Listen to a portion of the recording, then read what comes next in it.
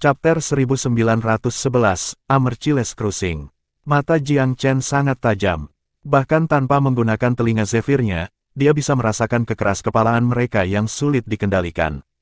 Mereka jelas tidak punya niat kompromi yang mudah. Terlepas dari teladan dan peringatannya, mereka haus akan perkelahian. Tritalen berharap untuk mencicit apa yang bisa dilakukan selusin orang terhadap seluruh elit ibu kota. Wajah apa yang akan mereka tinggalkan jika mereka menyerah tanpa perjuangan. Jangan berkecil hati, Yang Mulia. Kami bersedia memikul beban kamu. Petik 2. Yang Mulia, tolong perintahkan kami untuk bertarung. Mungkin mereka hanya mencoba menggertak kita dengan menggunakan nama orang lain. Petik 2. Yang Mulia, bahkan setengah dari batu roh di pulau-pulau itu sudah cukup bagi kita selama berabad-abad. Kita tidak bisa membiarkan begitu banyak kekayaan melewati kita. Petik 2. Kaisar terguncang oleh kata-kata rakyatnya. Ya, bagaimana jika peremajaan meminjam reputasi orang lain? Tritalen tidak akan takut begitu mudah. Dia mulai memiliki ide sendiri tentang situasi tersebut. Pangeran Kekaisaran Huo, Tritalen, dan Rejuvenation tidak memiliki perbedaan yang tidak dapat didamaikan atau pertengkaran darah. Kami hanya ingin berbagi dalam pemberian di depan kami. Mengapa tidak memberi kami 50% dari batu roh di sana? Itu tidak terlalu ekstrim, kan? Jika kamu akan setuju untuk itu, maka biarkan masalahnya diselesaikan. Aku pikir itu lebih disukai daripada kehilangan nyawa. Kaisar mengucapkan kata-kata ini untuk menguji air.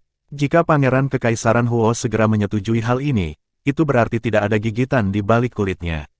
Di sisi lain, jika dia dengan tegas menolak, mereka bisa mengambil keuntungan dari keuntungan di kandang sendiri untuk melawannya. Tidak ada orang di pihak Tritalen yang percaya mereka akan kalah. Pangeran Kekaisaran Huo tersenyum dingin.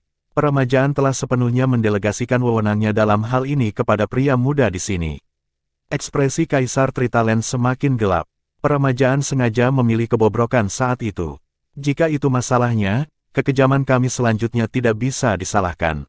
Dengarkan, teman-teman, kami siap berperang. Petik 2. Jiang Chen menyaksikan semua ini terjadi dengan mata dingin. Dia tahu bahwa pada akhirnya, orang-orang ini tidak akan dengan mudah melepaskan sepotong lezat yang sudah ada di piring mereka. Harumping, dia tiba-tiba meraung ke langit. Langit dan bumi memucat saat mendengar bunyi itu, setiap cahaya di sekelilingnya redup dan tanah bergemuruh. Suara raungan naga beresonansi dengan hiruk-pikuk 10.000 anak yang kuat. Cuaca mulai berubah, awan bergolak berkumpul di cakrawala. Auman naga, ada seseorang di tanah yang cukup berpengetahuan untuk mengenalinya. Para pembudidaya Tritalen memucat secara seragam. Jadi apa? Teriak yang militan dengan ekspresi membunuh. Kita mungkin juga menggunakan formasi pertahanan kita untuk membunuh musuh kita. Kami sudah melewati titik tidak bisa kembali. Petik 2. Nyalakan formasi hebat. Belligerence adalah emosi yang mudah menyebar ke orang lain. Para ahli bergabung dengan faksi militan berbondong-bondong. Zhao Situ hanya bisa menonton dalam kesunyian yang mengerikan. Dia mengira nasihatnya akan meyakinkan Kaisar untuk menghindari pertumpahan darah. Sayangnya, dorongan untuk mendapatkan keuntungan telah menyebabkan orang-orang ini kehilangan akal sehat. Pria muda di depan mereka sangat berbakat sehingga dia harus berasal dari faksi besar. Bahkan jika dia bukan Raja Muda Jiang Chen, dia pasti jenius berkualitas tinggi lainnya dari 10 tanah suci. Bagaimana bisa Kepulauan Tritalen membuat musuh dari seseorang seperti ini? Namun, Zhao Situ tidak dapat memengaruhi arah sesuatu sendirian. Jiang Chen tiba-tiba melemparkan bel emas dan gunung magnet ke udara. Gunung dan bel meluncur dengan cepat menuju formasi pertahanan. Kakak Vermilion, seru Jiang Chen serentak, tunjukkan sedikit sakit pada mereka. Burung Vermilion mengangguk. Tubuhnya tiba-tiba mengembang beberapa ratus kali lipat dengan sayap-sayapnya yang besar menutupi matahari. Aura ilahinya meluas keluar untuk melumpuhkan semua orang yang terjebak dalam pengaruhnya. Pininya miring ke sudut formasi defensif, mengurangi menjadi debu segala sesuatu di bawahnya. Rune disintegrasi yang tak terhitung jumlahnya adalah di antara puing-puing, desain mereka berkurang menjadi ketiadaan. Formasi pertahanan yang dibangun dengan baik di sekitar ibu kota telah dirusak oleh satu pukulan dari Vermilion Blow. Formasi merengek ketakutan. Kaisar dan rakyatnya yang militan tidak melihat perkembangan ini. Satu bantingan telah menghancurkan sudut formasi. Kekuatan luar biasa apa yang dimiliki burung ini? Zhao Situ memucat. Itu benar-benar dia. Yang Mulia, Mohon panggilan untuk perdamaian. Kita mungkin masih memiliki kesempatan dalam hidup. Pria muda itu benar-benar adalah tuan muda dari tanah suci abadi. Burung itu adalah unggas suci yang berperan dalam eksploitasi, burung vermilion. Petik 2. Tapi sudah terlambat untuk itu. Beberapa pembudidaya brutal menyerang di garis depan. Karir bajak laut mereka dan kultivasi yang mampu membuat mereka secara alami agresif. Mereka berlari cepat terutama karena keinginan untuk kemuliaan dan kekayaan. Dalam satu napas atau lebih, mereka hanya beberapa ratus meter jauhnya dari Jiang Chen. Tepat ketika mereka akan berada dalam jangkauan, para pembudidaya bertabrakan dengan dinding tembus pandang dari udara kemasan. Riak mengembang di udara dari tumbukan. Begitu mereka berhenti secara paksa, Jiang Chen membimbing gunung emas magnetnya dan bel emas turun ke kepala mereka dengan segel tangan. Long Xiaoxuan tanpa basa-basi bergabung dengan keributan juga. Claw of Cruising Mountains and Rivers menangkap kepala seorang pembudidaya dan memasukkan jiwa pria itu ke dalam rahangnya. Sementara dia melakukannya, bel emas sudah menangkap seorang kultivator juga. Gunung emas magnetik itu tidak mau kalah. Badai kuatnya menyambar badai lain. Orang-orang di barisan depan dinetralkan dalam sekejap mata, sebelum Vermilion Bird bahkan sempat bertindak. Mereka bahkan tidak bisa mencapai Jiang Chen, apalagi mengancamnya. Perkembangan ini mengejutkan semua orang yang menonton. Orang-orang yang menuntut sikap keras ingin menemukan lubang di tanah dan mengubur diri mereka sendiri. Para militan benar-benar diam sekarang. Setiap keinginan untuk terus berjuang sama dengan bunuh diri. Meskipun pertukaran baru saja berlangsung hanya beberapa saat singkat, orang-orang Tritalen merasa seperti mereka baru saja menderita melalui neraka seumur hidup. Mereka juga bersyukur bahwa mereka tidak berada di depan. Mereka sekarang mati atau ditangkap. Kaisar merasakan darah mengalir dari wajahnya. Jantungnya gemetar kesakitan. Semenit yang lalu, ia telah merencanakan kursus ambisius untuk masa depan Tritalen. Sekarang, itu seperti melamun. Chapter 1912, Intention to Recruit. Jiang Chen. Kata-kata ini menimbulkan teror tanpa akhir dari orang-orang Tritalen seperti kutukan jahat. Kengerian dan penyesalan memenuhi mereka, termasuk Kaisar. Mereka terus terang tidak memenuhi syarat untuk menentangnya sama sekali. Singkatnya, mereka terlalu kecil untuk dianggap musuh. Jika Jiang Chen ingin berurusan dengan Tritalen, hancurkan, bahkan, dia bisa melakukannya dengan upaya yang sangat minim. Apa yang terjadi kemudian adalah bukti nyata akan hal itu. Zhao Situ, mengapa kamu tidak mengatakan sesuatu sebelumnya? Nada Kaisar penuh dengan kesengsaraan. Emosinya adalah campuran kompleks dari rasa takut, kekhawatiran, dan keputusasaan. Dia tidak berpikir bagaimana melawan, tetapi bagaimana melestarikan sepotong Tritalen sebelum murka Jiang Chen. Dia khawatir pemuda itu akan menyebabkan pembantaian di sini berkat amarahnya. Hal-hal seperti itu tidak biasa di Myriad Abyss. Beberapa rumah dari Polylore telah melakukannya dengan peremajaan lama saingan mereka. Tidak ada keadilan yang ditemukan setelah fakta untuk sesuatu seperti itu. Kesalahan itu disebabkan oleh korban karena memperparah faksi yang terlalu kuat untuk mereka tangani. Di Myriad Abyss Island, faksi 10 negara ilahi secara alami lebih tinggi daripada yang lain. Status Jiang Chen sebagai murid sejati dari Tanah Suci di samping, bahkan murid normal dari faksi tingkat pertama rata-rata akan dapat mengamuk di sini. Terlebih lagi, nama pemuda itu adalah topik yang sangat umum akhir-akhir ini. Siapa di antara generasi muda yang bisa menyaingi ketenarannya? Ini bukan seseorang yang bisa dipikirkan Tritalen untuk menentang. Kemudahan Jiang Chen membunuh para pembudidaya Trital yang lebih keras kepala memberi pangeran kekaisaran Huo dan yang lainnya dari peremajaan kepuasan luar biasa. Tritalen telah bertengkar selama bertahun-tahun, paku yang sangat menyebalkan di pihak mereka. Sayangnya, Rejuvenation tidak memiliki energi untuk mengajar saingan lama mereka pelajaran selama beberapa tahun sekarang. Melihat para ahli saingan dihancurkan lagi dan lagi dengan gembira-gembira, Jiang Chen memancarkan aura menakutkan dengan mata Tuhannya, sinarnya berserak di penggarap Tritalen di bawahnya. Mereka menggantung kepala mereka kemanapun dia memandang. Jelas bahwa semangat juang mereka tidak lebih. Mereka tidak memiliki keberanian untuk menatap matanya, apalagi berjuang. Perbedaan di antara mereka terlalu besar. Jiang Chen bisa membunuh mereka semudah menginjak beberapa semut. Dengarkan, kamu dari Tritalen. Suara Jiang Chen dingin. Aku tidak bermaksud menumpahkan terlalu banyak darah hari ini. Tetapi jika kamu harus terus memprovokasi aku dengan kegigihan dan ketidaktahuan kamu, aku tidak keberatan menjadikan Kepulauan Tritalen bagian dari sejarah. Aku percaya kamu tidak akan meragukan kemampuan atau resolusi aku untuk melakukannya. Petik 2. Semua orang dari Tritalen secara kolektif gemetar, tetapi agak terhibur setelahnya. Masih ada ruang untuk negosiasi. Kaisar maju selangkah, sujud di bumi. Tuan Muda Jiang Chen, serunya, kami buta dengan kehadiran kamu. Jika kami tahu kamu ada di sini dalam daging, kami tidak akan berani tidak menaati kamu. Berdoalah dengan dalih memaafkan kebodohan kita. Petik 2. Jika aku tidak ingin melakukannya, apakah kamu pikir kamu masih akan berbicara dengan aku? Ya, tentu saja, kami berterima kasih atas kebaikan kamu. Dalam kekasaran kami hanya membuat masalah bagi diri kami sendiri, ratap sang kaisar, mengambil postur yang sangat rendah. Aku tidak ingin membunuh, tetapi itu tidak berarti aku tidak akan membunuh. Aku tidak memiliki permusuhan untuk Kepulauan Tritalen. Meskipun demikian, beberapa orang kamu berani menyergap aku ketika aku adalah tamu peremajaan. Jika tanah suci yang abadi menangkap angin dari kekejaman ini, kamu akan dimusnahkan dalam sebulan. Jiang Chen berbicara benar, Tritalen tidak tahu bahwa dia ada di dalam perahu Pangeran Huo. Jika mereka melakukannya, mereka tidak akan berani menyerangnya. Namun, 10 tanah suci tidak mempedulikan ketidaktahuan sebagai alasan.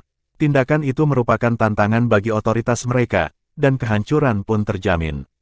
Ketika Kaisar Tritalen mendengar kata-kata ini, wajahnya hanya pucat. Jika Tuan Muda Jiang Chen memutuskan untuk mengejar ini, Kepulauan Tritalen tidak akan memiliki kedamaian selama sisa hari-harinya. Pangeran Kekaisaran Huo di sisi lain, diam-diam terkesan. Seperti yang diharapkan dari Tuan Muda Tanah Suci, Jiang Chen telah mengurus semuanya dengan sempurna. Jika dia mengatakan dia ada di sini semata-mata untuk membantu peremajaan, dia akan dicurigai sebagai orang yang bias secara tidak adil. Faksi yang terlalu kuat menggertak yang lemah tidak pernah baik untuk optik. Alasan penyergapan oleh Tritalen, di sisi lain, membuat semuanya sangat berbeda. Perlakuan kasar yang dilakukan Jiang Chen sepenuhnya masuk akal saat itu. Tuan Muda Jiang Chen, Kaisar memohon, kami memang memiliki beberapa konflik dengan peremajaan, itu benar, tetapi kami tidak akan pernah berani mengganggu kamu dengan mereka. Jika kami tahu kehadiran kamu, kami hanya akan memberi kamu rasa hormat. Untuk alasan apa kami ingin melukaimu? Petik 2.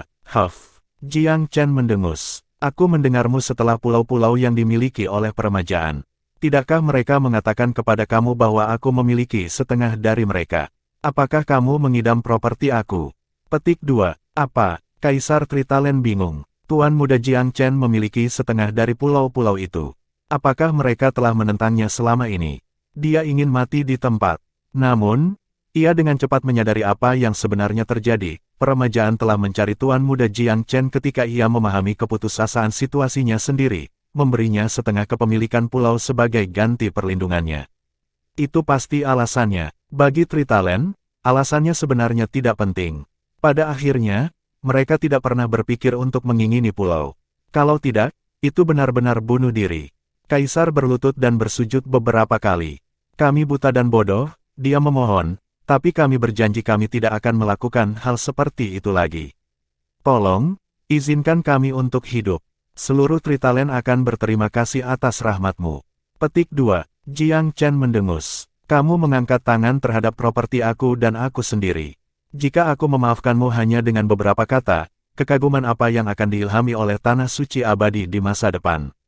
Petik 2. Meskipun dia tidak ingin terlibat dalam pembantaian, dia juga tidak bisa membiarkan Tritalen pergi dengan mudah. Itu harus diberi pelajaran. Selama kamu puas, kami bersedia melakukan apapun, janji sang kaisar dengan tergesa-gesa. Kami akan dengan senang hati mematuhi apapun yang ada dalam kekuatan kami. Jiang Chen melambaikan tangan. Cukup mudah, kalau begitu. Tritalen harus tunduk pada tanah suci abadi untuk selanjutnya. Jika kamu menjadi subjek aku tidak melihat alasan mengapa aku tidak harus memaafkan kamu. Petik 2. Chapter 1913, Tusuk Due.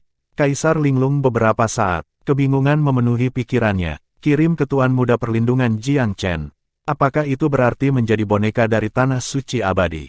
Kepulauan Tritalen benar-benar tidak tahu yang baik dari yang buruk, bukan? Pangeran Kekaisaran Huo menyela dengan dingin. Faksi yang tak terhitung jumlahnya di seluruh dunia akan melompat pada kesempatan untuk perlindungan Tuan Muda Jiang Chen. Bagi kamu, ini praktis adalah makan siang gratis. Mengapa kamu ragu apakah kamu ingin mati di tangan Tuan Muda sebelum menyadari kesalahan kamu? Petik 2. Pangeran Kekaisaran ingin Tritalen menjadi faksi bawahan Jiang Chen, tentu saja. Dengan begitu, mereka akan mendengarkan perintah Tuan Muda di masa depan. Karena peremajaan akan melakukan hal yang sama mulai sekarang, Tritalen tidak akan berani mengganggu mereka di masa depan. Apapun kemungkinan persahabatan di antara keduanya adalah masalah lain. Peremajaan membutuhkan waktu untuk beristirahat dan memulihkan diri dalam beberapa tahun ke depan. Jiang Chen menatap dingin pada kolektif Tritalen. Keraguan kamu berarti kamu tidak memiliki keinginan untuk itu. Cukup baik namun, ketahuilah bahwa peremajaan ada di bawah perlindungan aku. Jika kamu memperburuk mereka di masa depan, itu sama dengan memprovokasi aku. Jangan mengharapkan belas kasihan yang sama lain kali. Nada suaranya menjadi dingin juga. Zhao Situ menjadi sangat cemas. Yang mulia, apa yang kamu tunggu? Dia mengirim pesan kepada Kaisar. Peremajaan hanya akan tumbuh di bawah bendera Tuan Muda Jiang Chen. Daripada dikonsumsi nanti, mengapa kita tidak bergabung dengan Tuan Muda sekarang? Bahkan jika dia tidak memperlakukan kita sama, warisan kita akan tetap diturunkan. Petik 2. Dia tahu betul bahwa peremajaan bukanlah jenis yang damai. Jika mereka dibiarkan pulih ke kondisi semula, mereka pasti akan menyerang setiap faksi di sekitar mereka dengan perlindungan Jiang Chen. Karena Tritalen telah terluka signifikan dalam pertukaran ini, kebalikan dari peristiwa baru-baru ini akan terjadi. Itu akan menjadi optimis hanya untuk bertahan hidup, apalagi bertahan sendiri. Kaisar tersentak bangun dari lamunannya. Tuan Muda Jiang Chen, teriaknya, Tritalen mau menyerah. Tolong beri kami perlindungan kamu juga. Petik 2. Apakah itu yang benar-benar kamu pikirkan? Tanya Jiang Chen dengan senyum tipis. Benar, aku ragu-ragu bukan karena aku tidak mau, tetapi agak khawatir bahwa kita akan berasimilasi dengan peremajaan nanti. Apa yang akan terjadi dengan warisan kita? Petik 2. Kaisar cukup pintar untuk menjelaskan alasan keterlambatannya. Mungkin Tuan Muda akan memberinya respons. Jiang Chen terkekeh. Terlepas dari dominasi aku, mengapa aku harus menghapus warisan kamu? Jika kamu berada di bawah perlindungan aku, kamu akan tumbuh lebih kuat karenanya. Tentu saja, karena kalian berdua di bawah perlindungan aku mulai sekarang, kamu hanya bisa menjadi sekutu. Sama sekali tidak menyerang satu sama lain mulai hari ini, kalian berdua. Petik 2. Tentu saja, Tuan Muda. Kami akan tunduk kepada kamu. Kaisar senang. Selama warisan mereka dilestarikan, ia terbuka untuk sebagian besar hal lainnya. Tritalen dalam kondisi yang buruk sekarang dan tidak bisa berbuat banyak dalam waktu dekat. Berbagi perlindungan akan berarti bahwa peremajaan tidak akan pernah bisa menyerang mereka secara terbuka lagi. Dengan demikian, menyerah kepada Jiang Chen tampaknya merupakan pilihan terbaik. Jiang Chen melambaikan tangan. Baik, siapa namamu? Nama keluarga Kekaisaran Tritalen adalah Yan. Nama yang mulia adalah Yan Duo. Zhao Situ buru-buru menjawab. Yan Duo. Jiang Chen mengangguk. Kaisar Yan Duo, Pangeran Kekaisaran Huo. Biarkan aku jelaskan hari ini. Sekarang kamu berdua berada di bawah panji aku akan memperlakukan kamu sama rata.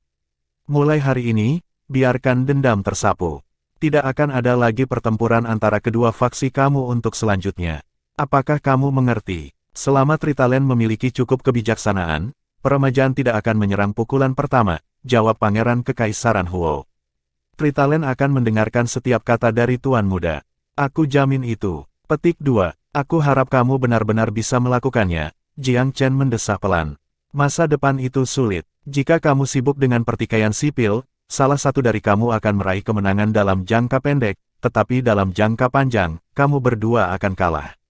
Petik 2. Yan Duo dan Pangeran Kekaisaran keduanya berkedip. Aku tidak bisa berbicara terlalu jelas sekarang. Mungkin lain waktu. Aku hanya ingin mengatakan satu hal, letakkan semua yang kamu miliki untuk menjadikan diri kamu lebih kuat. Ada gelombang perubahan drastis di Cakrawala, dan cakupannya akan jauh lebih besar dari yang dapat kamu bayangkan. Petik 2. Suasana hati Jiang Chen dibasahi oleh pikiran iblis dan musuh dari dunia lain. Keseriusan dalam suaranya menenangkan Yan Duo dan Pangeran Kekaisaran Huo. Mereka tidak bisa menebak alasan di baliknya, tetapi mereka menghargai gravitasi alasan itu. Baiklah, Pangeran Kekaisaran Huo. Aku berharap perselingkuhannya berakhir dengan memuaskan. Kamu berdua harus dapat melanjutkan dengan damai mulai sekarang. Daripada saling merencanakan, aku menyarankan kamu untuk bekerja sama dan membangun ikatan yang lebih kuat.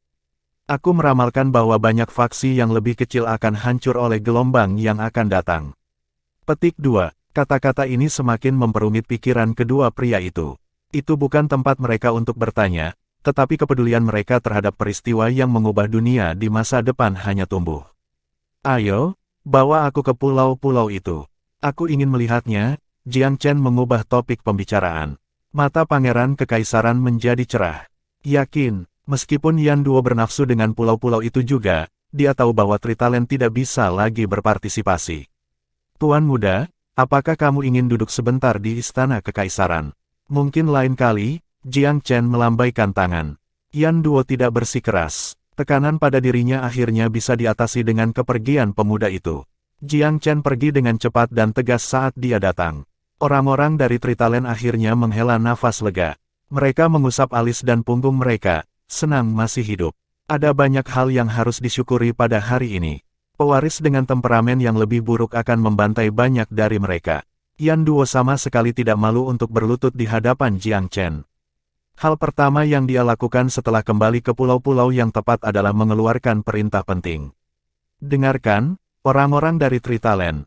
Mulai hari ini dan seterusnya, Kepulauan Trital tunduk pada otoritas dan perlindungan Tuan Muda Jiang Chen.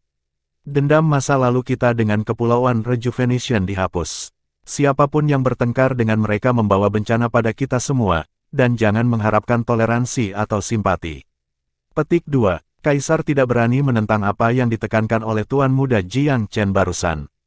Setiap permusuhan lebih lanjut terhadap peremajaan sama dengan membalikkan telinga terhadap nasihat kaum muda.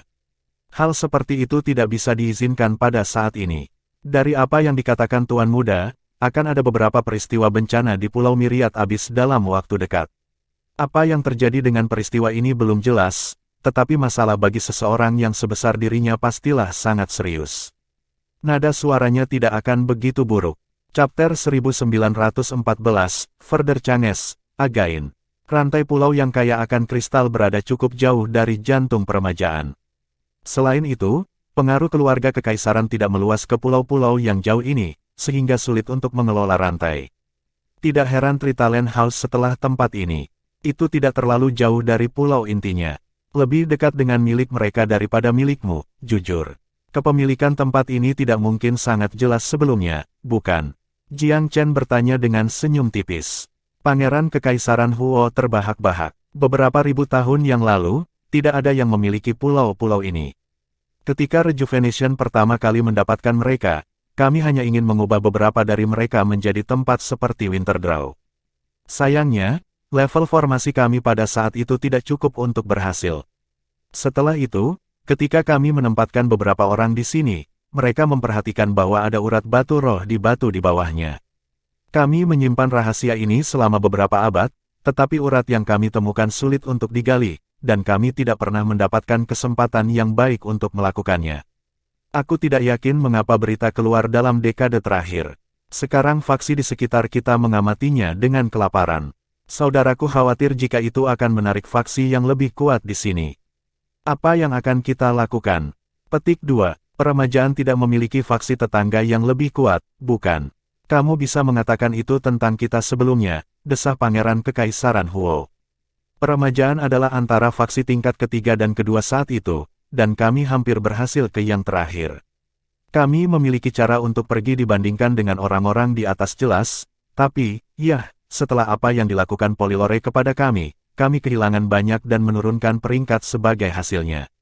Bahkan orang-orang seperti Tritalent bisa menunjukkan taring mereka pada kita sekarang. Petik 2. Jiang Chen tersenyum sedikit. Alasan untuk hal itu berhubungan erat dengannya, tetapi sebagian besar kesalahan terletak pada peremajaan. Atau lebih tepatnya, sanjungan mereka telah salah tempat. Apakah kamu tingkat ketiga atau kedua, kamu telah berhasil bertahan sejauh ini. Kamu akan mendapatkan kesempatan untuk berkembang pesat. Beberapa faksi mekar dan layu dalam sekejap mata. Tidak banyak gunanya sinar sementara mereka, kata Jiang Chen dengan emosi. Kamu benar, Tuan Muda. Mungkin belum waktunya untuk peremajaan. Kami agak terlalu tergesa-gesa. Jika kita memiliki beberapa abad lagi, kita akan stabil di antara faksi tingkat kedua lainnya. Kami kemudian bisa maju dari sana, jalan yang jauh lebih konservatif. Petik 2. Setelah mengalami apa yang dia miliki dalam beberapa tahun terakhir, Pangeran Kekaisaran adalah individu yang jauh lebih terkumpul. Baik, mari kita turun dan melihatnya. Kamu masih memiliki pulau-pulau itu, iya. Jiang Chen membenarkan. Untuk saat ini, mengangguk Pangeran Kekaisaran Huo. Tiba-tiba, ekspresi Jiang Chen berubah sedikit. Senyum aneh melengkung di sudut mulutnya. Kamu mungkin berbicara terlalu awal. Tidak perlu lagi. Petik 2. Pangeran Kekaisaran memandang dengan bingung ke arah pemuda itu, yang melambai dengan acuh tak acuh. Ayo kita lihat apa yang terjadi di sana. Perasaan Jiang Chen jauh lebih tajam daripada Pangeran Kekaisaran Huo. Mata Tuhannya dapat melihat beberapa ratus mil. Ada banyak kapal udara yang diparkir di luar pulau, dalam jumlah yang jauh lebih besar daripada yang dimungkinkan untuk peremajaan. Kapal tentu tidak ramah dalam hal ini. Ketika mereka semakin dekat dan Pangeran Kekaisaran bisa melihat sendiri apa yang terjadi, ekspresinya menjadi semakin suram. Bagaimana ini bisa terjadi? Apakah ada faksi kuat lain di sekitar peremajaan? Jiang Chen bertanya dengan dingin. Faksi tingkat kedua yang mampu, misalnya. Pangeran Kekaisaran Huo mencari jawabannya di benaknya. Tuan Muda Jiang Chen, tidak ada yang lebih kuat dari peremajaan dalam 30.000 mil. Ada satu dari 50.000, ada satu. Dalam 70.000, yang lain. Sisanya lebih dari 100.000 mil jauhnya. Petik 2. Faksi apa yang dimiliki oleh perahu-perahu ini? Pangeran Kekaisaran Huo berkeringat dingin. Dia benar-benar bingung. Bagaimana mungkin sesuatu yang begitu mengejutkan terjadi hanya dalam beberapa hari? Perahu udara asing diparkir di perairan mereka. Dan peremajaan tidak tahu apa-apa tentang itu. Taktik licik dan licik memang. Sang pangeran mencoba membuat tanda-tanda khusus, lalu menggelengkan kepalanya. Perahu udara ini dicat hitam dengan penyamaran. Aku tidak tahu dari mana mereka berasal. Petik 2. Mereka benar-benar merampokmu di siang hari bolong. Jiang Chen tertawa pelan. Pangeran Kekaisaran Huo sangat malu. Mereka berjanji akan memberikan setengah dari Vena Batu Roh di sini untuk Tuan Muda Jiang Chen. Jelas, jaminan mereka tidak tepat waktu. Jika Vena Batu Roh bukan milik mereka lagi, apa yang akan mereka berikan? Sang pangeran marah, ngeri, dan ngeri. Marah dan ngeri melihat bagaimana para penyerbu kurang ajar ini tampaknya tidak peduli dengan peremajaan dalam kapasitas apapun, dan takut tentang betapa marahnya Tuan Muda itu jika mereka tidak dapat memenuhi akhir dari tawar-menawar itu. Masalah peremajaan baru saja diselesaikan, dan Tritalen telah menderita banyak kerugian sebelum menyerah. Bagaimana jika Tuan Muda memutuskan untuk memotong mereka semua karena tidak menegakkan sumpah mereka? Tidak ada orang yang bisa menyalahkannya, jika dia melakukan itu. Bibir Pangeran Kekaisaran Huo bergetar. Darah mengalir keluar dari wajahnya. Tuan Muda Jiang Chen, aku benar-benar tidak tahu tentang apa yang terjadi di sini. Aku yakin saudara aku juga demikian. Tolong beri kami sedikit waktu. Aku akan kembali dan meminta bala bantuan segera. Kita benar-benar harus mengambil kembali pulau-pulau ini. Dia menyatakan dengan sedikit kesal. Ini sedikit melawan seluruh keluarganya. Jiang Chen mengerutkan kening, lalu melambaikan tangan. Panggil bala bantuan sekarang. Kamu akan membuang banyak waktu untuk pergi dan kembali. Mari kita lihat sendiri. Perampok ini tentu berani. Aku memiliki setengah dari tempat ini. Kehadiran mereka tidak menghormati aku, bukan? Petik 2. Pangeran Kekaisaran Huo merasakan hatinya sedikit tenang. Sikap Tuan Muda Jiang Chen memberinya harapan. Meskipun dia marah, dia hanya marah pada penjajah. Jika itu masalahnya, orang-orang ini akan dipukuli. Tidak peduli dari mana mereka berasal, apakah mereka layak berdiri melawan Tuan Muda. Jadi bagaimana jika mereka adalah salah satu dari faksi kelas 2 teratas dari 100.000 mil? Bahkan keluarga Xiahu tingkat pertama dari bangsa Divine Eternal telah menderita kerugian yang sangat besar. Semua kekuatan dan kepemilikannya telah dimusnahkan. Pangeran Kekaisaran hampir merasa bahwa tidak ada seorang pun di Myriad Abyss yang bisa menentang Tuan Muda. Chapter 1915, Enemies with an Unknown Origin. Jiang Chen benar-benar merasakan sedikit amarah yang sebenarnya. Dia tidak berharap seseorang mencuri dengan berani dari depan pintunya. Brother Vermilion, sepertinya kita terlalu sopan, kata Jiang Chen dalam bahasa binatang buas kuno. Mereka tidak akan melihat kita sebagai ancaman tanpa kita memberi mereka pelajaran, kan? Burung Vermilion terkekeh. Bagaimana kamu ingin melakukan ini? Jiang Chen dan burung itu telah melewati banyak kesulitan bersama. Burung itu memiliki rasa hormat yang tulus terhadap Jiang Chen dan karenanya mendengarkan setiap gagasan manusia. Tunggu pesanan aku, geram Jiang Chen, ekspresinya gelap. Burung itu mengangguk, bisa merasakan kemarahan Jiang Chen. Dia menyeringai dan melirik perahu air di bawah dengan mata kasihan. Pangeran Kekaisaran Huo, cari tahu siapa orang-orang itu.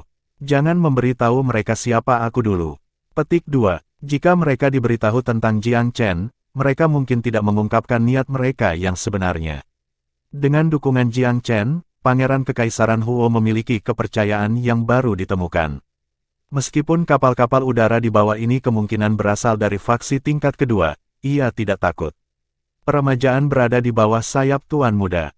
Pangeran Kekaisaran turun dengan orang kepercayaan dan kepala pengawas Ding. Kamu di sana, dengarkan. Booming Imperial Prince Huo, ini adalah wilayah peremajaan. Tidak masalah dari mana kamu berasal, lebih baik kamu bijaksana dan keluar dari sini. Petik 2. Dalam waktu singkat, sebuah mobil besar berkerumun di luar pulau. Pasukan penggarap bersenjatakan gigi keluar dari persembunyian. Ada juga sejumlah pengrajin yang terlihat ahli dalam menggali tambang. Pangeran Kekaisaran Huo hampir tidak bisa menahan amarahnya. Apakah bajingan ini benar-benar menganggap pulau-pulau itu sebagai rumah mereka? Mereka bahkan memiliki pengrajin. Apakah mereka berencana mengambil semua batu roh untuk diri mereka sendiri? Mata Pangeran Kekaisaran Huo yang tajam memusatkan perhatian pada beberapa tokoh yang tampak mulia di antara kelompok itu. Pemimpinnya adalah pria paruh baya berjanggut.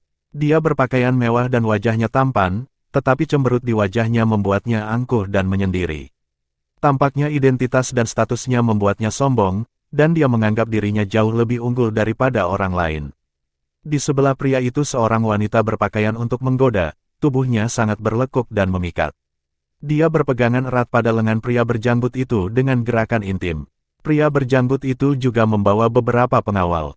Mereka menahan diri dengan penuh ketenangan dan kebanggaan, jauh dari yang bukan siapa-siapa. Pangeran Kekaisaran Huo menarik napas. Peremajaan tidak cocok bahkan untuk para pengawal. Keempat dari mereka mungkin bisa membunuh semua rekannya sendiri, apalagi ketika mereka memiliki sekelompok besar pembudidaya lapis baja dengan mereka. Pria parubaya menatap Pangeran Kekaisaran, tatapannya mengejek dan kasar. Apa yang kamu katakan? Itu adalah pertanyaan yang sangat kasar. Dia membuatnya seolah-olah ini adalah rumahnya, dan Pangeran Kekaisaran Huo seorang pengganggu.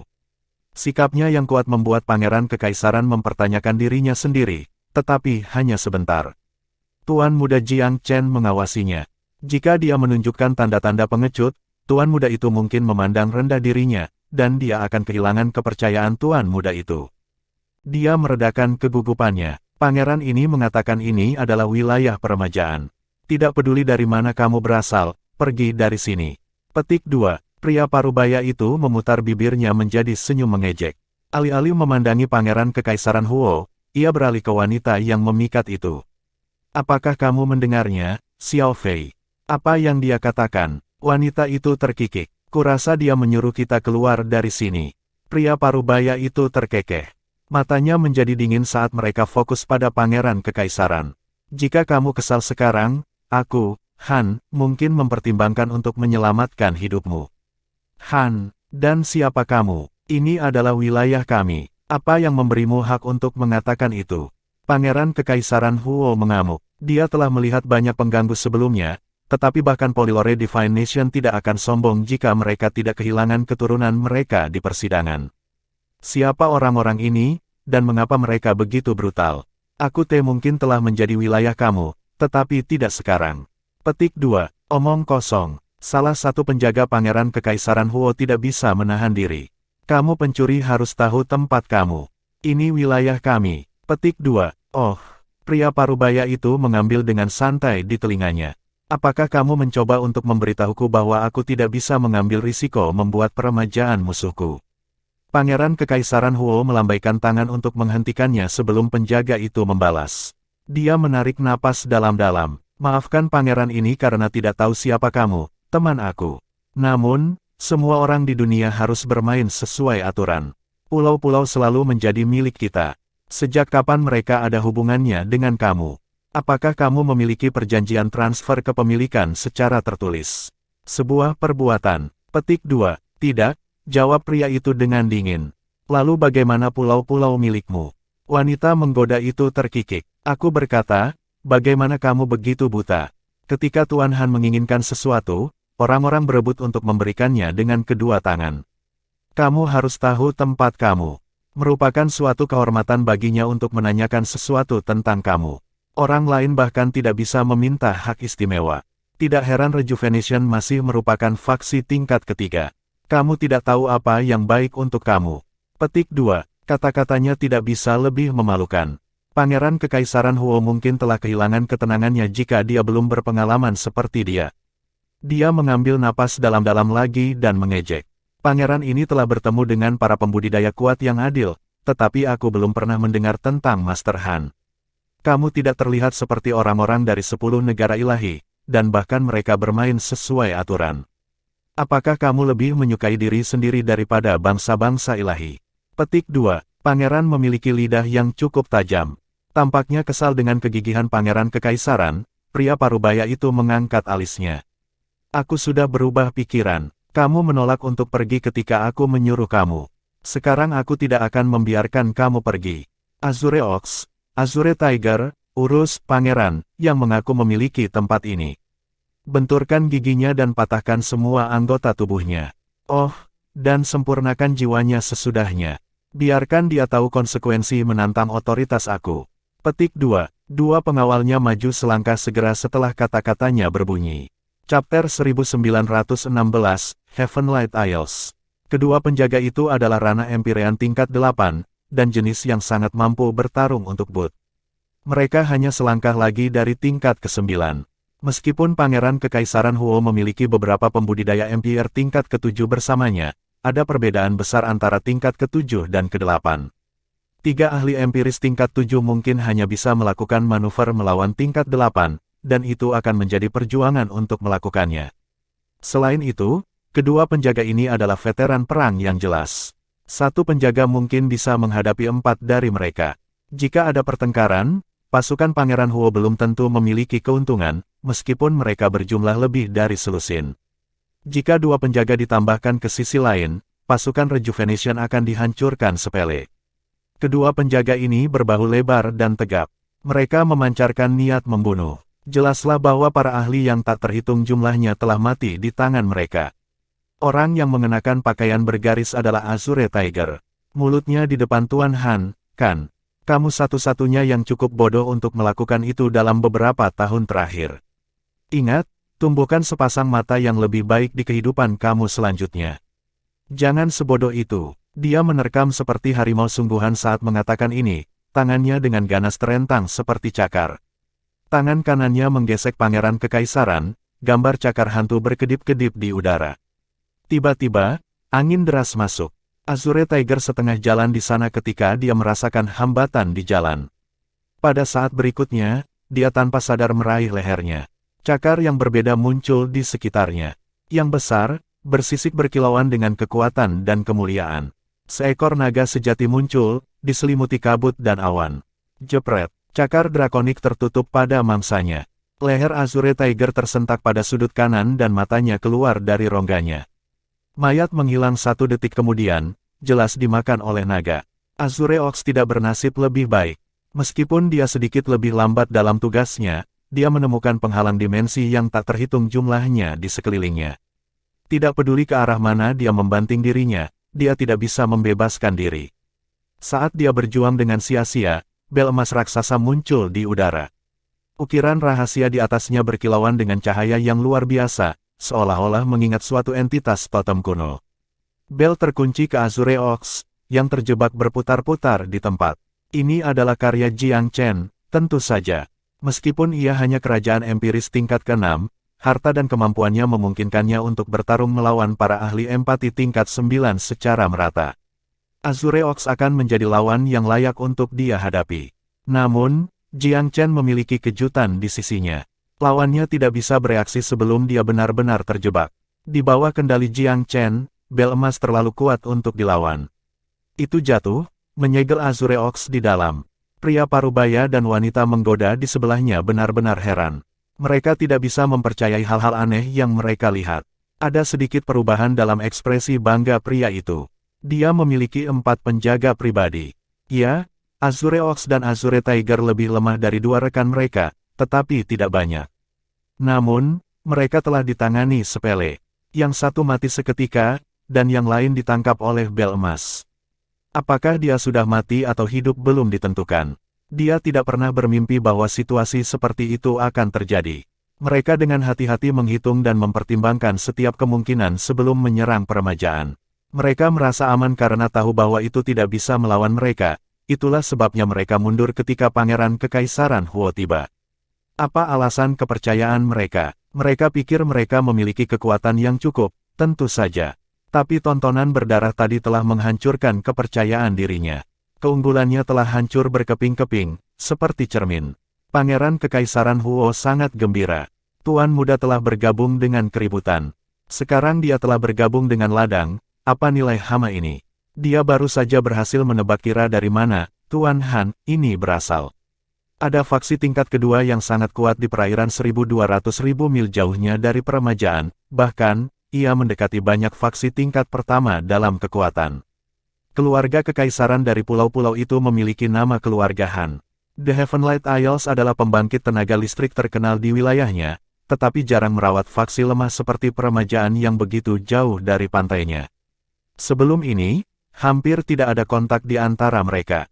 Di mata Heavenlight, peremajaan seharusnya menjadi tempat yang jauh tidak berharga. Apakah berita tentang urat batu roh telah menyebar sejauh itu? Bagi Pangeran Kekaisaran, ini memang benar. Jumlah di urat nadi di sini sangat berlimpah untuk menarik bahkan faksi tingkat pertama. Itu wajar bahwa Heavenlight tingkat kedua akan mengingini kekayaan ini. Bagi mereka, ini bisa menjadi batu loncatan untuk naik peringkat. Jika mereka bisa menjadikan tempat ini milik mereka, itu adalah kesempatan bagi mereka untuk akhirnya mengambil sayap dan bergabung dengan jajaran faksi tingkat pertama. Prospek ini terlalu bagus untuk dilewatkan oleh Heavenlight.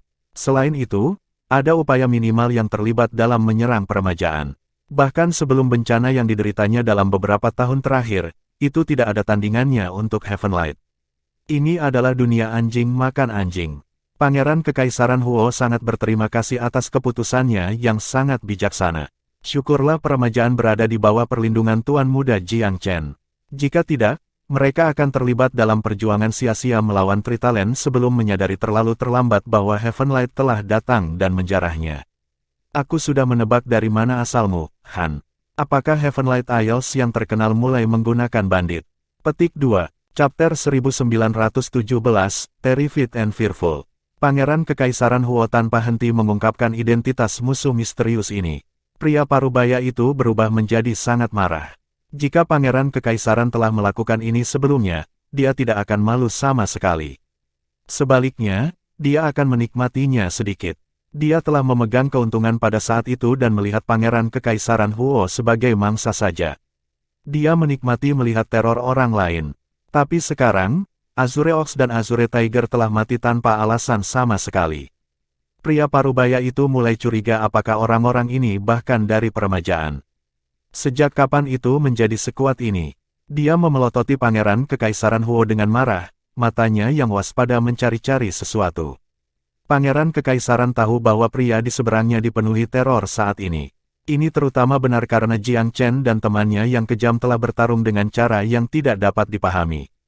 Tidak memahami apa yang dilakukan lawan adalah pukulan paling menakutkan bagi moral seseorang. Tuan Han, bukan. Heavenlight digunakan untuk menjadi lancang di tanahnya sendiri, tidak diragukan lagi. Namun, ini bukan wilayah kamu. Pangeran Kekaisaran Huo berani dengan dukungan Tuan Muda. Pria parubaya itu tampaknya sudah siap. Meskipun nasib pengawalnya telah membayangi hatinya, dia ada di sini untuk urat batu roh. Tidak mungkin dia akan gagal melawan orang-orang seperti peremajaan. Api memuntahkan dari matanya saat ia mengarahkan mereka pada Pangeran Kekaisaran. Jika kamu sudah melakukan semua ini dengan mengetahui nama besar Heavenlight Isles, itu berarti peremajaan tidak takut akan masalah, ya. Peremajaan tidak membuat masalah bagi orang lain, tetapi kita dapat mengatasi masalah yang menghadang kita. Pangeran Kekaisaran Huo mencibir, apakah nasib Azure Ox dan Azure Tiger tidak cukup untuk membuatmu bertobat? Cektak, Tuan Han, apakah dia mengancam kita? Bukankah kamu mengatakan bahwa peremajaan tidak lebih baik daripada seekor semut? Wanita yang menggoda itu menggosok-gosok dengan malu-malu ke lengan pria parubaya. Pria itu melemparkannya ke samping dengan cahaya berkembang. Wanita seharusnya tidak ikut campur dalam urusan pria. Kemarahannya yang dingin membuat wanita itu tunduk, meskipun kebenciannya menemukan jalan keluar yang berbeda. Peremajaan benar-benar cocok untuk ini kali ini. Dia menatap tajam pada Pangeran Kekaisaran Huo. Kamu tidak mungkin menanggung konsekuensi dari membuat marah Heavenlight. Winback, balas Pangeran Kekaisaran. Aku tidak mengerti mengapa kamu membawa mulut yang keras seperti dia bersamamu. Dia lebih buruk daripada tidak berguna dan hanya akan menahanmu. Nama Heavenlight tampaknya tidak menampung banyak air, bukan? Petik 2. Pria parubaya itu tersulut oleh kata-kata ini. Kamu mencoba memprovokasi aku, kan? Sang pangeran mengangkat bahu. Jadi bagaimana kalau aku? Selamat, kamu sudah berhasil. Berhasil membawa bencana ke Kepulauan Peremajaan, yaitu. Aku akan membuat ini sangat jelas, sebelumnya, aku hanya akan mengambil semua batu roh di sini. Sekarang, aku akan menaklukkan keseluruhan peremajaan. Aku akan menghancurkan rumahmu dan mencaplok wilayahmu. Petik 2. Pangeran Kekaisaran Huo tertawa terbahak-bahak. Membanggakan yang mengesankan. Jika aku tidak tahu yang lebih baik, aku akan berpikir seorang senior dari 10 tanah suci ada di sini. Petik 2. Pria parubaya mengamati udara dengan mata seperti ular beludak. Aku akui aku meremehkan peremajaan. Namun, apakah kamu berpikir bahwa membunuh 2 penjaga akan menghindarkan kamu dari bencana? Jangan naif. Kami menyelidiki setiap detail tentang kamu sebelum kami datang. Jika kamu tahu apa yang baik untuk diri sendiri, jangan menolak. Kalau tidak, aku jamin akan ada gunung mayat dan sungai darah. Petik 2. Pangeran Kekaisaran mengejek. Membualmu benar-benar salah satu buku sejarah. Bukankah kamu bertanya-tanya sebelum kamu datang ke sini, Han? Petik 2. Tentang apa? Pria parubaya itu menjawab dengan bangga. Baik, bahkan jika kamu tidak melakukannya, apakah kamu sedikit pun khawatir setelah 2 penjaga kamu meninggal tanpa alasan? Pangeran Kekaisaran Huo melanjutkan, tertawa terkekeh-kekeh. Hati pria parubaya itu tenggelam. Dia masih dipenuhi dengan tekad, tetapi pertanyaan berulang dari Pangeran Kekaisaran Huo dengan nada aneh memberitahu dia bahwa ada sesuatu yang salah. Apakah dia masih berurusan dengan peremajaan? Jika demikian, apa yang mereka yakini? Mereka seharusnya ketakutan dan lesu sebagai gantinya. Bukankah Pangeran Kekaisaran ini terlalu tenang untuk situasi ini? Kenapa begitu? Pria parubaya itu tidak terlalu peduli tentang peremajaan. Dia pikir kekuatan mereka terlalu kecil dibandingkan dengan Heavenlight. Namun, kenyataan itu mengesampingkan naluri. Segala sesuatu tentang ini aneh. Apa yang ingin kamu katakan? Suaranya menjadi sedikit tegang. Sebagai perbandingan, Pangeran Kekaisaran Huo sangat santai. Bukankah istrimu mengatakan aku buta tadi? Dia mengangkat bahu. Sebenarnya, kupikir kaulah yang perlu memeriksakan matamu. Hahaha, pria parubaya itu tertawa terbahak-bahak. Apakah kamu mengatakan kepada aku bahwa Heavenlight tidak tahu tentang kekuatan peremajaan yang seharusnya? Siapa yang memberitahumu bahwa pulau-pulau ini milik peremajaan semata? Pangeran Kekaisaran menyatakan dengan serius. Apakah kamu tidak tahu bahwa ada orang lain yang memiliki tempat ini juga? Berita ini mengejutkan pria dari Heavenlight. Wahyu ini belum ada di laporan mereka. Satu-satunya hal yang mereka tahu adalah bahwa Kepulauan Tritalen telah memperebutkan ini dengan peremajaan. Tritalen juga bukan faksi utama. Tentu saja tidak ada yang layak diperhatikan untuk Heavenlight. Sekarang asal pria parubaya itu jelas, Pangeran Kekaisaran Huo juga tidak perlu menyembunyikan siapa Jiang Chen. Tuan muda memilih saat ini untuk muncul kembali. Dia menyapu matanya melintasi pulau-pulau di bawah ini dengan dingin. Aku tidak tahu seberapa kuat Heavenlight Isles, tapi aku memiliki setengah pulau ini. Kamu datang tanpa pemberitahuan, yang berarti kamu melakukan penyusup tanpa izin. Katakan padaku, adakah yang menurutmu akan menyelamatkan dirimu dari kemurkaanku? Petik 2. Dia benar-benar kesal dengan tindakan Heavenlight di sini. Jika mereka melanjutkan dengan cara bodoh mereka, dia tidak keberatan membunuh mereka semua. Namun, sebelum itu, dia puas untuk menekan batu roh. Dia membutuhkan sumber daya, bukan dendam. Jika Heavenlight Isles bersedia membayar denda yang besar, dia akan mempertimbangkan memberi mereka kesempatan untuk hidup. Jika pria parubaya itu bersikeras untuk menolak, dia tidak akan lagi khawatir tentang belas kasihan. Aura yang dipancarkan pemuda itu saat ia keluar dari udara tipis jelas membedakan dirinya dari Pangeran Kekaisaran Huo. Pria parubaya itu terguncang oleh penampilannya dan merasa sedikit tidak nyaman. Chapter 1918, Complete Capitulation. Kehadiran kuat Jiang Chen segera mengangkat keriput pria parubaya dari Heavenlight. Dia menatap pria muda itu dengan mata yang dijaga. Dia punya firasat buruk tentang ini.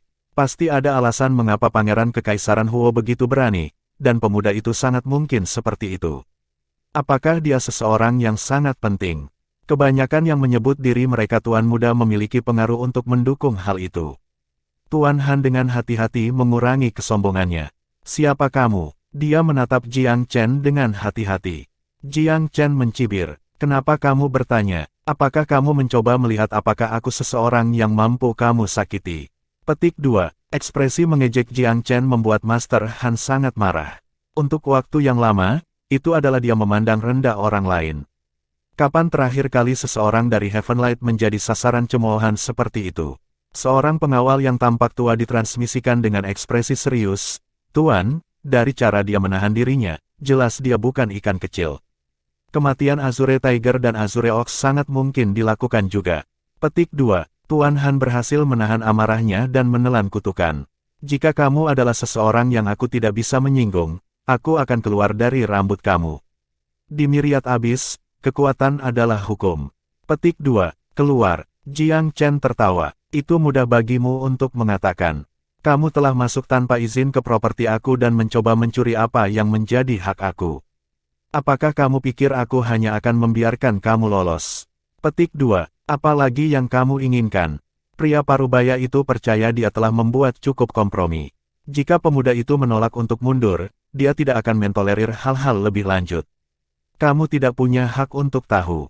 Lebih baik kamu berdoa agar kamu tidak menyentuh Venaro atau mengambil batu apapun. Jika tidak, tidak ada dari kamu yang akan pergi dari sini hidup-hidup. Nada tegas Jiang Chen tidak memberikan ruang untuk berdebat. Udara mengental karena tegang. Pangeran Kekaisaran Huo diam-diam memuji Jiang Chen atas pernyataan dominasinya. Cahaya surga tidak seberapa dibandingkan dengan tanah suci abadi.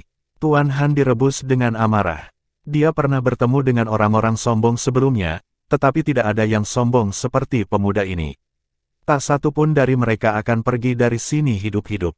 Apakah pemuda itu dengan jujur mengira dia bisa menangkap mereka semua dengan kekuatan yang sangat kecil? Sangat menggelikan. Jiang Chen bertepuk tangan, mengabaikan reaksi pria itu. Brother Vermilion, mari kita beri mereka pertunjukan. Tanpa henti, burung Vermilion menjerit dan muncul dari kehampaan. Itu memperluas sayapnya, tubuhnya tumbuh dalam angin menderu sampai 100 kali lebih besar. Matahari dikaburkan oleh sayap-sayapnya dan wilayah udara diselimuti oleh tubuhnya yang besar. Api menyebar dan mewarnai cakrawala merah. Burung itu mengerahkan kekuatannya di atas daerah seperti telah menutup langit. Ruang di sekitarnya ditutup, membuat semua orang dari Heavenlight merasa tertahan dan sakit tanpa batas.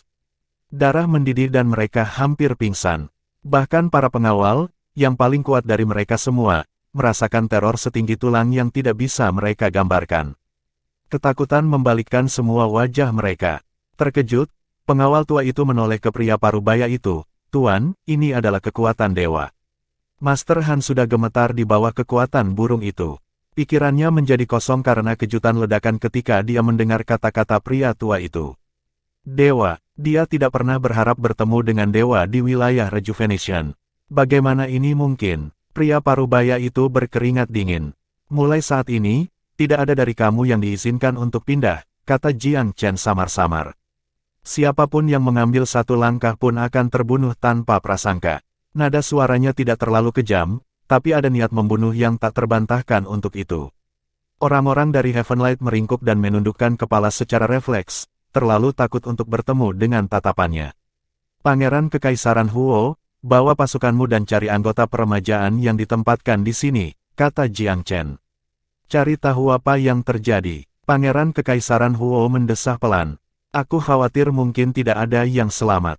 Jiang Chen mengangguk. Mata untuk mata. Jika mereka semua terbunuh, Heavenlight akan membayarnya dengan setimpal. Petik 2. Mata Pangeran Kekaisaran Huo bersinar dengan gembira.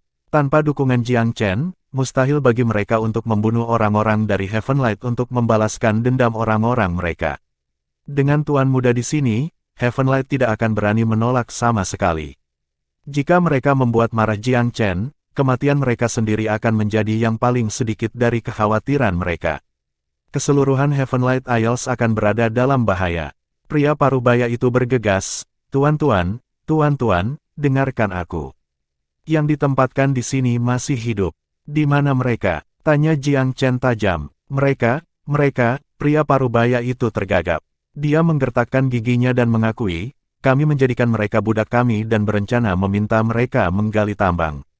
Pangeran Kekaisaran Huo mengamuk. Berani sekali kamu, ini konyol. Pria parubaya itu kehilangan semua sifat superioritasnya.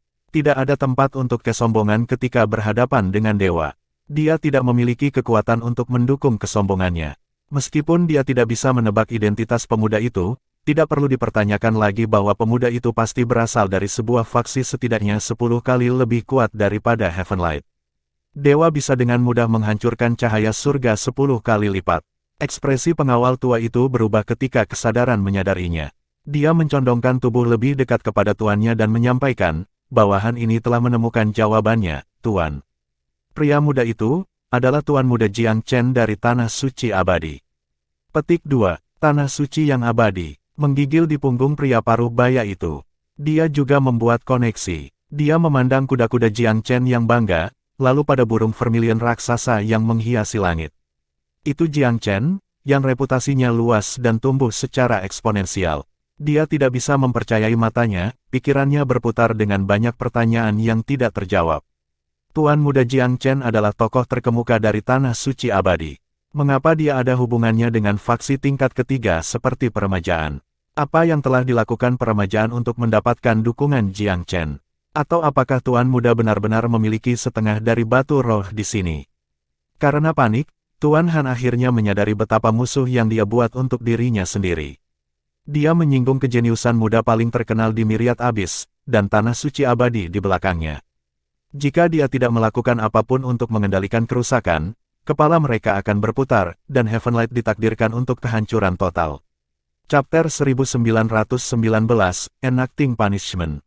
Pangeran Kekaisaran Huo segera kembali dengan para pembudidaya yang awalnya ditempatkan di pulau-pulau. Mereka telah berubah menjadi budak yang tidak punya pikiran. Pangeran Kekaisaran menembak Master Han dengan tatapan tajam. Kamu benar-benar mengulurkan tanganmu jauh. Pulau-pulau itu ratusan ribu mil jauhnya dari pulau kamu. Kamu tidak punya urusan berada di sini. Beraninya kamu menerobos masuk dan mengklaimnya sebagai milikmu. Apakah kamu menganggap Myriad Abyss tanah tanpa hukum? Petik 2. Biasanya, pria parubaya itu akan membunuh Pangeran Kekaisaran Huo 10 kali lipat karena berbicara seperti itu. Pangeran lebih rendah darinya dalam status dan kultivasi. Namun sekarang, dia terus mengalihkan pandangan. Pangeran Kekaisaran Huo, kita dapat memulihkan pikiran mereka, dia tergagap. Juga, kita tidak tahu pulau-pulau itu adalah Tuan Muda. Jika kita tahu, kita tidak akan cukup berani untuk menimbulkan masalah di sini, bahkan dengan semua keberanian kita digabungkan. Petik 2. Itu adalah hal paling jujur yang dia katakan sejauh ini. Dia dengan hati-hati tidak menyebut nama Jiang Chen sebelum perkenalan dibuat. Dia akan berada dalam dunia yang bermasalah jika dia salah orang.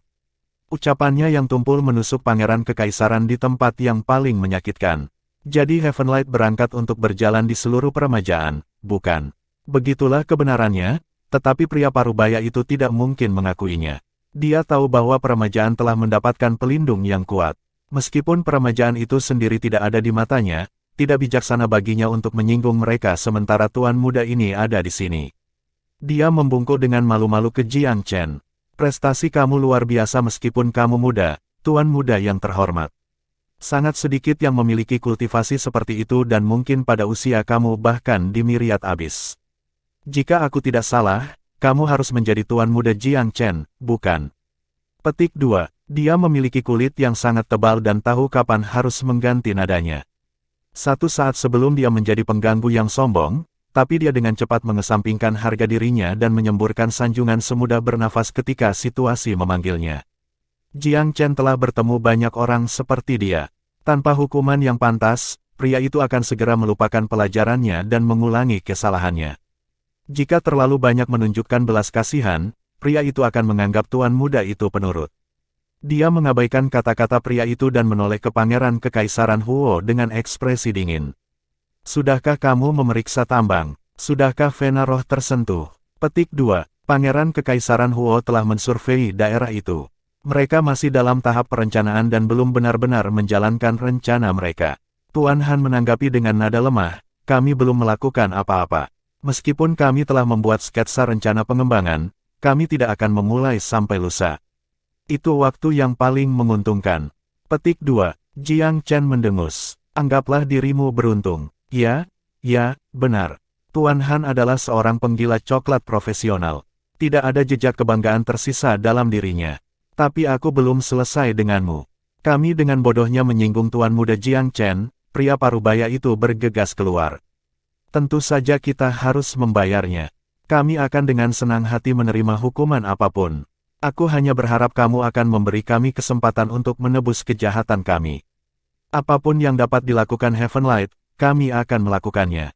Petik 2. Tritalen menyadari bahwa mereka tidak dapat menentang Jiang Chen setelah mengetahui identitas aslinya. Hal yang sama juga berlaku untuk Heavenlight. Mereka tidak berani mempermainkan, mereka juga tidak cukup berani untuk bertahan. Kompromi adalah satu-satunya cara untuk bertahan hidup. Tidak butuh waktu lama bagi para pembudidaya dari peremajaan untuk memulihkan kemampuan mental mereka. Mereka terkejut melihat Pangeran Kekaisaran Huo dan rekan-rekan mereka. Rahang mereka semakin merosot ketika mereka memperhatikan betapa besar rasa hormat yang ditunjukkan pria parubaya itu kepada Pangeran Kekaisaran. Apa yang sedang terjadi di sini? Mereka tahu pria itu berasal dari Heavenlight Isles. Mengapa dia begitu menghormati peremajaan? Pertanyaan mereka dijawab ketika mereka diberitahu tentang Tuan Muda Jiang Chen. Ketika ditanya, mereka memberitahu Pangeran Kekaisaran Huo dan Jiang Chen bahwa Heavenlight telah tiba 2 hari yang lalu. Mereka datang siap, membawa pengrajin sehingga mereka bisa mengklaim semua batu roh dalam waktu singkat. Orang-orang ini tentu saja memiliki nafsu makan yang sehat. Jiang Chen merenung dan dengan cepat menghasilkan ide setelah mempelajari segalanya. Karena Heavenlight telah membawa pengrajin mereka, dia mungkin juga menggunakannya. Dia bisa menyelamatkan mereka hidup mereka, tetapi mereka tidak akan lolos dari hukuman. Kamu seharusnya dibunuh karena mengingini milikku, tapi aku pria yang penyayang. Aku tidak akan membunuhmu, namun, terserah kamu untuk menebus kejahatan kamu. Petik 2. Master Han segera mengembik, aku bersedia melakukan apa saja. Pertama, tidak ada dari kalian yang meninggalkan pulau sampai penggalian selesai. Jika butuh 1 tahun, kamu akan tinggal selama 1 tahun. Jika 10, maka kamu akan tinggal selama 10 tahun. Siapapun yang mencoba melarikan diri akan lari hanya sampai mati. Petik 2. Tuan Han bergidik. Dia tahu Jiang Chen serius. Kedua, kalian semua akan bekerja sebagai penambang untuk mengekstraksi batu roh, menggunakan tenaga untuk menebus kesalahan. Master Han menarik wajah panjang pada prospek menjadi penambang, tetapi dia tidak berani menyuarakan perbedaan pendapatnya. Bahkan tidak semua pakar top Heavenlight yang digabungkan akan dapat menyelamatkannya sekarang. Kerja kasar adalah harga kecil untuk membayar hidupnya. Tuan Muda Jiang Chen sudah cukup berbelas kasih untuk mengampuni dia. Ketiga, kamu tawananku mulai sekarang. Bahkan setelah pekerjaan kamu di sini selesai, kamu harus membeli kebebasan kamu dengan batu roh. Inilah 3 syarat aku. Adakah keberatan? Petik 2. Jiang Chen tidak bermaksud untuk mendaftar terlalu banyak persyaratan. Dia pada dasarnya sudah memerah nilainya 2 kali. Tuan Han menganggukkan kepalanya dengan sungguh-sungguh. Tidak keberatan. Tuan Muda Jiang Chen sangat terpuji atas kebaikan kamu. Petik 2. Dia tidak berani keberatan. Jiang Chen bisa membunuhnya dengan pikiran. Meskipun dia memiliki banyak penjaga yang melindunginya, mereka bukan apa-apa saat menghadapi dewa. Burung vermilion dapat dengan mudah mengalahkan mereka semua dengan 1 serangan mental. Cukup bagus dia ditawari jalan keluar. Tentu saja dia tidak akan berdebat. Selain itu hanya kerja keras. Menurut perkiraan mereka sebelumnya, perlu waktu kurang dari 1 tahun bagi mereka untuk menghabiskan Vena Roh jika mereka cepat. Setelah itu, mereka memiliki kesempatan untuk membeli kebebasan mereka dengan batu roh. Itu bukan kesepakatan yang buruk. Lebih baik daripada melawan Jiang Chen langsung, setidaknya, yang hanya mencari mati. Chapter 1920, The Most Radical Plan. Pangeran Kekaisaran Huo menyetujui rencana Jiang Chen. Dia tahu bahwa membunuh orang-orang ini akan menyenangkan, tetapi itu juga akan menciptakan dendam permanen antara peremajaan dan cahaya surga. Setelah itu terjadi, Rejuvenation tidak akan bisa berdiri tanpa cedera melawan balas dendam faksi yang jauh lebih kuat dari mereka. Ya, Jiang Chen adalah pelindung mereka, tetapi bagaimana jika dia tidak ada di sana? Atau lebih tepatnya, apakah dia terlalu jauh di tanah suci abadi untuk mengurus mereka? Heavenlight tidak bisa secara terbuka berurusan dengan mereka, tetapi itu bisa dengan mudah membuat mereka menderita di bawah meja. Lebih baik menghindari musuh. Solusi yang damai dan saling memuaskan optimal. Namun, sedikit peringatan perlu dilakukan. Aku harus mengingatkan kamu tentang satu hal, kamu sekarang adalah penambang. Jika kamu menyimpan keinginan egois, atau lebih buruk, mencoba menyelundupkan batu roh, kematian akan menjadi satu-satunya hasil setelah ditemukan. Jangan anggap dirimu cukup beruntung untuk pergi. Satu batu roh sudah cukup untuk menjamin kemurkaanku. Jiang Chen memperingatkan dengan ganas. Pencurian tidak selalu benar-benar akan terjadi, tetapi yang terbaik adalah mencegah masalah sebelum terjadi. Dia tidak ingin berakhir menguntungkan orang-orang ini setelah semua kerja kerasnya. Menyatukan semua pengrajin, Jiang Chen mempelajari detail umum tentang urat batu roh di pulau-pulau. Bersamaan dengan itu adalah rencana penggalian yang belum sempurna. Dia tidak senang dengan proposisi mereka. Itu terlalu konservatif dan lambat, dan dia tidak punya waktu untuk membuang. Para pengrajin ingin mengambil 2 hingga 3 tahun untuk menambang seluruh pulau, tetapi Jiang Chen ingin semuanya dilakukan dalam beberapa bulan. Waktu adalah esensi, dan dia tidak ingin menghabiskan terlalu banyak waktu di sini. Tuan Muda Jiang Chen, tidak mungkin untuk menggali semua batu dalam waktu 2 atau 3 bulan. Bahkan master terbaik di Myriad Abyss tidak akan mampu mencapai prestasi seperti itu. Semua pekerjaan itu membutuhkan waktu. Plus, kami juga tidak memiliki cukup banyak orang. Petik 2. Maksud kamu apa? Untuk menggali batu roh dari urat nadi di sini membutuhkan banyak tenaga yang dikerahkan secara terorganisir. Kecuali jika kamu bisa mendapatkan beberapa juta penambang terlatih dan menjaga semuanya sejalan, itu tidak bisa dilakukan. Petik 2. Selain masalah tenaga kerja, apakah ada hal lain? Beberapa bagian sangat sulit digali. Kami membutuhkan orang untuk mencari dan memisahkan yang dapat digunakan dari yang tidak dapat digunakan juga. Ini manipulasi yang bagus. Petik 2. Kembali ke masalah tenaga kerja, kan? Jiang Chen tertawa. Memang, tapi itu masalah tersulit untuk dipecahkan, bukan? Kata pengrajin itu. Pria muda itu mengangguk. Lakukan seperti yang aku perintahkan. Jangan khawatir tentang tenaga kerja yang diperlukan, aku akan membereskannya. Petik 2. Berapa banyak orang yang bisa kamu kumpulkan, Tuan Muda Jiang Chen? Perajin itu tampak agak heran. Minesaf tidak akan bisa menampung hampir sebanyak itu. Kekacauan tidak kondusif bagi produktivitas. Petik 2. Aku tidak bermaksud menggunakan tangan manusia. Tidak ada tangan manusia. Tangan macam apa yang kamu gunakan, kalau begitu? Pengrajin itu benar-benar bingung. Bagaimana lagi mereka bisa mengeluarkan batu-batu itu dari tanah? Mereka tidak akan hanya memisahkan diri dari batu di sekitarnya. Burung vermilion adalah makhluk yang kuat, tetapi tidak dapat menggantikan ribuan pekerja dalam penggalian. Jiang Chen tersenyum misterius. Aku punya cara. Lakukan saja pekerjaan kamu dan sesuaikan rencana agar secepat mungkin. Petik 2. Dari samping, Pangeran Kekaisaran Huo ragu seperti pengrajin. Di sisi lain, orang-orang dari Heavenlight relatif tenang. Mereka ada di sini untuk menggali, sehingga kemanjuran metode yang digunakan tidak terlalu berarti bagi mereka. Tanpa basa-basi lagi, Jiang Chen memanggil Raja Tikus Goldbeater. Oleh Gold, ada berapa tikus di sukumu sekarang? Raja Tikus terkekeh. Kami telah melewati tanda 100 juta sejak lama. Apa, Tuan Muda, apakah ada pekerjaan yang harus kita lakukan? Petik 2. Beberapa layanan masyarakat, Jiang Chen tersenyum. Aku butuh sekitar 1 juta dari kalian. Bisakah kamu menanganinya? Petik 2. Untuk apa kamu menanyakan itu padaku? Sejak kapan aku tidak bisa menangani apapun yang kamu lemparkan ke aku? 1 juta bukanlah apa-apa. Aku bisa melakukan 10 atau 100, mudah. Petik 2. Aku tidak membutuhkan sebanyak itu. Juga, mereka harus dapat mendengarkan perintah, kata Jiang Chen. Jangan khawatir. Generasi pertama, kedua, dan ketiga aku telah membangkitkan kecerdasan mereka dengan sangat baik dan mereka telah menerima yang terbaik dari kamu juga. Mereka benar-benar setia. Semua tikus Gold Beater sangat berterima kasih kepada kamu, Tuan Muda Chen. Mereka akan melompat pada kesempatan untuk membantu kamu. Petik 2. Jiang Chen tidak mencurigai kebenaran pernyataan ini. Dia secara pribadi merasa bahwa dia memperlakukan tikus dengan sangat baik. Namun, dia khawatir bahwa cinta mereka menggerogoti batu roh akan menang. Bagaimana jika mereka tidak tahan makan hal-hal yang seharusnya mereka gali? Oleh Gold, aku tidak meragukan kemampuan Gold Beater Rats sedikitpun. Pekerjaan ini sedikit lebih spesial. Aku ingin mendengar pendapat kamu tentang hal itu. Petik 2. Raja Tikus mengerjap. Ada apa, Tuan Muda Chen? Jiang Chen menjelaskan situasinya. Raja Tikus Gold Beater membelai kumisnya, lalu tertawa melengking. Kekhawatiran yang masuk akal, ya. Aku bisa melihat tikus yang baru lahir melakukan itu.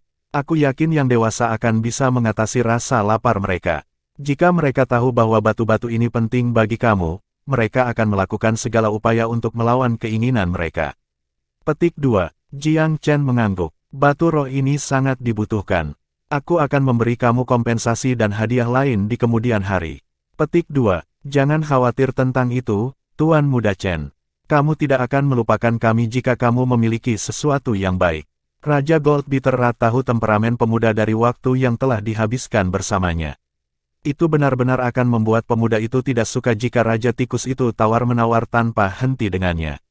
Pria muda itu merasa lega dengan kepastian dalam suara oleh Gold. Pergilah, persiapkan anak-anakmu. Beritahu mereka pentingnya di balik operasi ini. Setiap tikus yang tidak dapat menangani godaan harus tetap di rumah. Petik 2. Ya, tentu saja. Raja Tikus itu mengangguk. Tidak ada orang lain yang hadir yang mengerti sepatah kata pun dari percakapan ini karena mereka berdua berbicara dalam bahasa binatang buas kuno. Mereka benar-benar bingung ketika melihat Jiang Chen berbicara panjang lebar dengan tikus emas. Semuanya, tikus raksasa ini adalah keturunan dari ras kuno Gold Beater King Rats. Spesies ini ditandai dengan kemampuan mengunyah yang luar biasa. Saat itu, bahkan garis keturunan yang terkait erat dengan 4 binatang suci tidak ingin memusuhi mereka. Petik 2.